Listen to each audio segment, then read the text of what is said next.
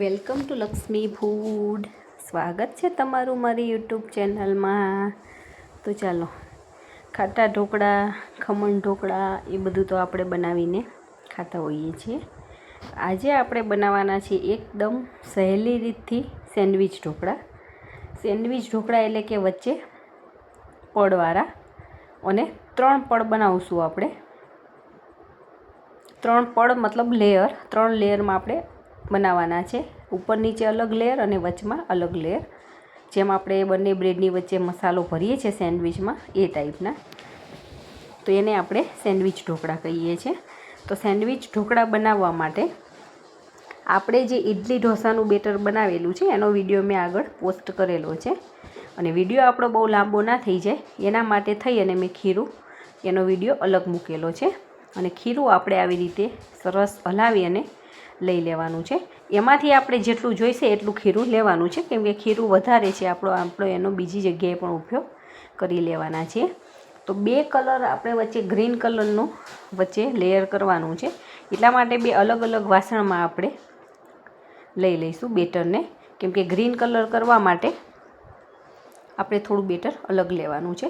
તો આપણે જે 1 કપ છે 250 mlનો, જે સૌથી મોટો કપ આવે મેજરિંગ કપમાં, એ 1 કપ ભરી અને અત્યારે આપણે લીધેલો છે. 2 કપ વ્હાઈટ ખીરું રાખવાનું છે અને 1 કપ ગ્રીન કલરનું ખીરું રાખવાનું છે, એટલે આપણે ટોટલ 3 લેયર બની જાય એટલા માટે. તો આપણે મેજરમેન્ટથી લઈશું તો એકદમ પરફેક્ટ માપ આવશે, અને તમે તમારા ઘરમાં રહેલી કોઈ એક વાટકીનું પણ માપ સેટ કરી શકો છો. મેજરિંગ કપની જરૂરિયાત નથી હોતી એવી ખાસ, કોઈ પણ વાટકીના માપથી પણ એ જ એક જ વાટકી આપણે રાખવાની માપ માટે, એટલે આપણે માપ સરખા પ્રમાણમાં થઈ જાય. હવે 2 કપ આપણે એક બાઉલમાં લઈ લીધા છે. હવે 1 કપ બીજી અલગ તપેલીમાં લઈ લઈશું,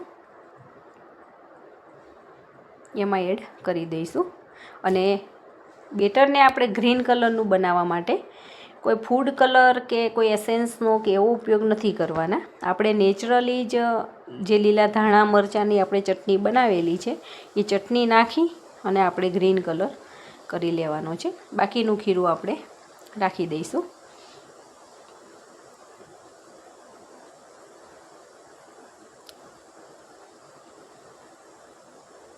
તમારે જો વધારે બનાવવાના હોય સેન્ડવિચ ઢોકળા તો આનાથી વધારે પ્રમાણમાં આપણે ખીરું લેવાનું છે. જેટલા બનાવો એટલા પ્રમાણમાં આપણે લઈ લઈશું. હવે હું અહીંયા 2 ચમચી જેવી અત્યારે ગ્રીન કલરની ચટણી એડ કરેલી છે. ચટણીનો વિડીયો પણ આપણે આગળ મૂકેલો જ છે. આ ચટણી આપણે થોડીક વધારે એડ કરી છે, જેથી કરીને એનો કલર પણ સરસ આવી જાય, અને ચટણી આપણી એમાં લીલા મરચાં નાખેલા છે એટલે એમાં તીખાશ પણ સારી હશે. ચટણી એકદમ ટેસ્ટી ચટણી આપણે બનાવેલી છે, એ ચટણીનો આમાં ઉપયોગ કરીએ છીએ, એટલે વચ્ચેનું જે લેયર છે એનો સરસ તીખો એવો સરસ ટેસ્ટ પણ આવશે. તો ગ્રીન કલરનું આપણું બેટર બની ગયું છે. જે ગ્રીન બેટર બનાવીએ છીએ થોડુંક પતલું રાખવાનું છે, એટલે ઉપરથી ફટાફટ સ્પ્રેડ થઈ જાય. અને આપણે જે વ્હાઈટ લેયર રાખીએ છીએ એ તો આપણે જે ઢોકળા બનાવવા માટે મીડિયમ લેયર રાખતા હોઈએ છીએ એવું જ રાખવાનું છે, એટલે એ બેટરને બહુ પાતળું નથી કરી દેવાનું. અને ગ્રીન કલરનું બેટર છે એ અતિશય પતલું નથી કરવાનું, પણ આવું મીડિયમ થીક રાખવાનું છે. તમે જોઈ શકો છો, એમાં જરૂર પડી તો મેં થોડુંક એમાં પાણી એડ કરેલું છે. હવે બંનેની અંદર આપણે મીઠું એડ કરી દઈશું. પહેલાં આપણે 3 કપ ખીરું લઈને મીઠું ને બધું એડ કરીને પછી અલગ પાડવું હોય તો પણ ચાલે, પણ મેં પહેલાંથી અલગ કરીને પછી એની અંદર મીઠુંને એડ કરી લઉં છું. તો આની અંદર બીજા વધારે ઇન્ગ્રીડિયન્ટ્સનો આપણે ઉપયોગ નથી કરવાનો, બીજા બધા મસાલા વધારે આમાં એડ નથી કરવાના. ઓલરેડી આથો સરસ આવેલો છે, એટલે આપણું એકદમ ખીરું પણ ફ્લફી એકદમ સ્પોન્જી બનેલું છે. હવે આપણે અડધી ચમચી ટાટા જે સોડા આવે છે ખાવાના સોડા, એ બંનેમાં એડ કરી દીધેલા છે. ગ્રીન કલરમાં થોડાક ઓછા એડ કરવાના છે, વ્હાઈટ ખીરામાં અડધી ચમચી નાખવાની છે. તો એના અડધા પ્રમાણમાં આપણે ગ્રીન કલરના ખીરામાં એડ કરવાના છે, કેમ કે એના કરતાં અડધું જ આપણે બેટર લીધેલું છે એટલા માટે. મારી આ દરેક ટ્રીક અને ટિપ્સને તમે ફોલો કરશો તો તમારા પણ સેન્ડવિચ ઢોકળા સરસ બનીને તૈયાર થવાના છે. એક સાઈડેથી આવી રીતે ફેટતું જવાનું છે, જેથી કરીને એની અંદર હવાના કણો ભરાઈ જાય તો આપણા ઢોકળા સરસ ફૂલે છે. બંને ખીરાને આવી રીતે મિક્સ કરી લેવાના છે. જો તમે મારી ચેનલમાં નવા હોય અને હજી સુધી ચેનલને સબસ્ક્રાઈબ ના કરી હોય તો ફટાફટ સબસ્ક્રાઈબ કરી દેજો અને બાજુમાં રહેલા બેલ આઇકોનને પ્રેસ કરી દેજો, જેથી કરીને આવનાર તમામ નવી રેસીપીના વિડીયો ફટાફટ તમારી સુધી પહોંચી જાય. અને જો તમને મારો વિડીયો પસંદ આવે તો વિડીયોને લાઈક કરજો અને તમારા ગ્રુપમાં ચોક્કસથી શેર કરજો.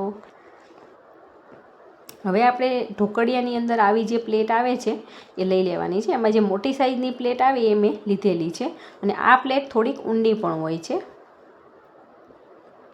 થોડાક ઊંડા વાસણનો ઉપયોગ કરવાનો છે કેમ કે આપણે 3 લેયર બનાવવાના છે એટલા માટે.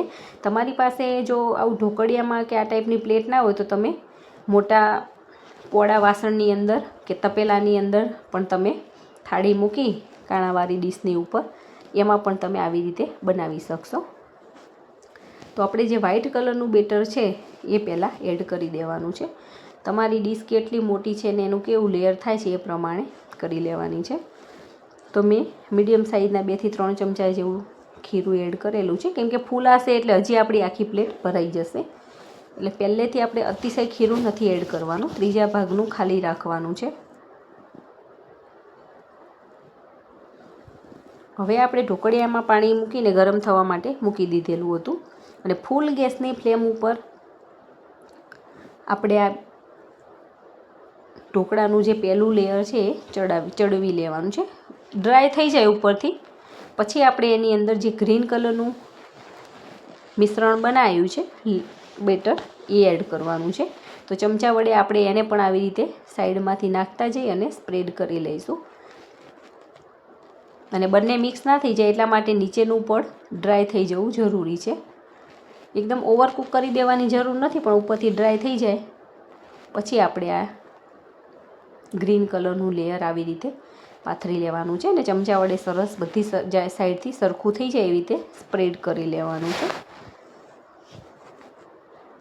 હવે એને પણ આપણે મીડિયમ ટુ હાઈ ફ્લેમની ગેસ ઉપર એને પણ 2 થી 4 મિનિટ થવા દઈશું. આ લેયર પણ આપણે ચેક કરી લેવાનું છે.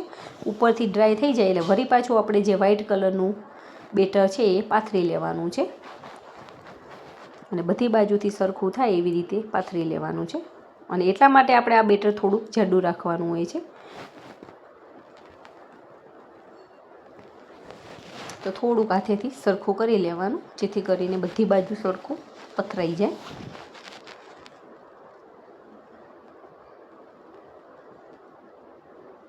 હવે આનું ઢાંકણ બંધ કરી અને પછી આપણે મીડિયમ ગેસની ફ્લેમ ઉપર 20 મિનિટ જેવું પાકવા દેવાનું છે, ત્યારે સરખું થશે.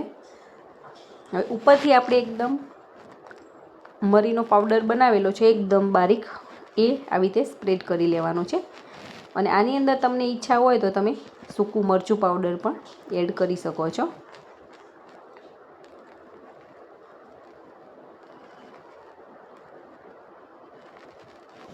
પંદર થી 17 મિનિટ પછી મેં ચેક કર્યું છે તો થોડુંક ચપ્પુ આપણું અંદરથી ચોટેલું આવતું હતું, તો એનો મતલબ કે હજુ થોડા કાચા હોય. તો આપણે 5 મિનિટ હજી વધારે થવા દઈશું અને ત્યારબાદ ફરીથી ચેક કરી લઈશું. જો આપણું ચપ્પુ ચોખ્ખું નીકળે તેનો મતલબ આપણા ઢોકળા પાકી ગયા હોય. છેક નીચે સુધી તળિયા સુધી આપણે પ્રેસ કરીને જોઈ લેવાનું છે. તમારી પાસે ટૂથપીક કે લાકડાની કે એવી સળી હોય એનાથી પણ તમે ચેક કરી શકો છો. ચપ્પાની મદદથી ચેક કરતી હોઉં છું. હવે 20 થી 22 મિનિટ થઈ છે. એની અંદર આપણા ઢોકળા સરસ બફાઈ ગયા છે અને ઉપરથી એકદમ સરસ ડ્રાય પણ થઈ ગયા છે. 2 રીતથી જોવાના છે, ચપ્પાની મદદથી અને ઉપરથી તમે હાથ વડે પ્રેસ કરો તો તમારા હાથમાં ચોટે નહીં ને એકદમ ડ્રાય લાગે તો આપણા ઢોકળા બની ગયા હોય. હવે એને અડધી કલાક માટે ઠંડા થવા દેવાના છે. નીચે આપણે એક સ્ટેન્ડ મૂકી એની ઉપર ડીશ મૂકી દઈશું જેથી કરીને આપણા સેન્ડવિચ ઢોકળા સરસ ઠંડા થઈ જાય. ઠંડા થશે તો એના પીસ પણ સારા થશે, એમાં ચિકાસ પણ નહીં રહે અને તૂટી જવાની બીક નહીં લાગે. અને ત્યારબાદ જ આપણે એના પીસ કરી લેવાના છે. પીસ સાવ નાના નાના નથી કરવાના કેમ કે સેન્ડવિચ ઢોકળા છે પછી વચ્ચેથી એનું લેયર છૂટું પડી જાય સાવ નાના પીસ હોય તો. એટલે આપણે આને ચોરસ ટુકડા કરવાના છે અને થોડાક મોટા કરવાના છે. તો બંને બાજુથી આપણે આડા અને ઊભા આવી રીતે કાપા કરી લેવાના છે. બધા જ કાપા સરસ થઈ ગયા છે, તમે જોઈ શકો છો. ડીશ પણ આપણી ફૂલાઈને એકદમ સરસ ફૂલ થઈ ગયેલી છે. ઉપર સુધી છે કે આપણું ઢોકળા ફૂલીને આવી ગયેલા છે. હવે ચપ્પાની મદદથી આપણે આવી રીતે જે કાપા પાડ્યા છે ત્યાંથી થોડુંક આવી રીતે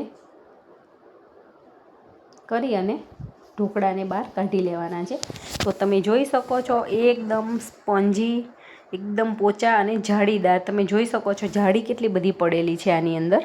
તો આપણું બેટર પરફેક્ટ હશે, પરફેક્ટ માપ હશે, પરફેક્ટ રીતથી આપણે જો બનાવ્યા હશે તો બધા જ આપણા સેન્ડવિચ ઢોકળા સરસ બનીને તૈયાર થાય છે. જોતાં જ કોઈને એવું નહીં લાગે કે આપણે આ ઢોકળા ઘરે બનાવ્યા છે. ઘણા કહેતા હોય છે કે આ વસ્તુ ઘરે ના બને, પણ કશું વસ્તુ અશક્ય નથી. આપણે ઘરે જ બનાવીને તૈયાર કરેલા છે. હવે ઢોકળાનો આપણે વઘાર કરી લેવાનો છે. તો વઘાર કરવા માટે આપણે થોડુંક ચડિયાતા પ્રમાણમાં તેલ લઈએ છીએ. તો મીડિયમ સાઇઝના મેં 3 પાવડા ભરી અને તેલને ગરમ કરવા માટે મૂકી દીધેલું છે. તેલ સરસ ગરમ થાય પછી એની અંદર આપણે રાઈ એડ કરીએ છીએ. રાઈ અને તલ થોડાક ચડિયાતા પ્રમાણમાં નાખીએ છીએ. એ આપણે આ ઉપરથી જે વઘાર કર્યો હોય એને ખાવામાં આવે તો બહુ જ મજા આવે છે. પણ જો રાઈ કાચી રહી જશે તો મજા નહીં આવે, કડવી લાગશે. એટલા માટે રાઈના બધા જ દાણા ફૂટી જાય પછી જ આપણે એની અંદર તલ એડ કરવાના છે. અને રાઈ અને તલ એડ કર્યા પછી ઉપરથી આવી રીતે એક ડીશ ઢાંકી દેવાની છે, જેથી કરીને એના દાણા ફૂટી અને બહાર ના આવી જાય.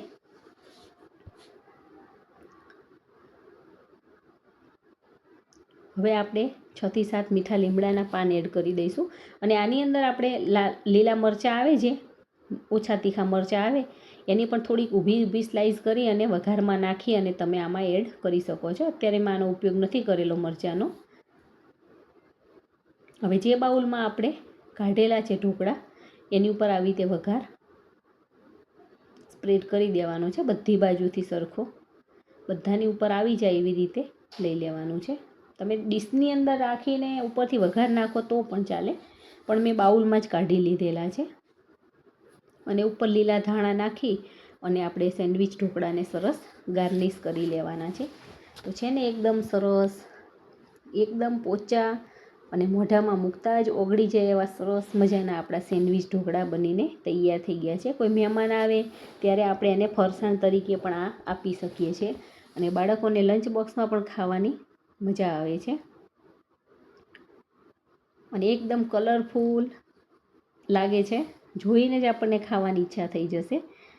તો એવા સરસ મજાના આવા સ્પોન્જી સેન્ડવિચ ઢોકળા બનાવવા માટે મારી દરેક ટ્રીકને ફોલો કરજો અને તમે પણ બનાવજો અને કમેન્ટ કરીને મને કહેજો કે તમારા આ સેન્ડવિચ ઢોકળા કેવા બને છે. આમાં થોડી ખાસ વસ્તુનું ધ્યાન રાખશો તો તમારા ઢોકળા સરસ બનીને તૈયાર થવાના છે. તો તમે પણ બનાવો ને એન્જોય કરો. Thank you.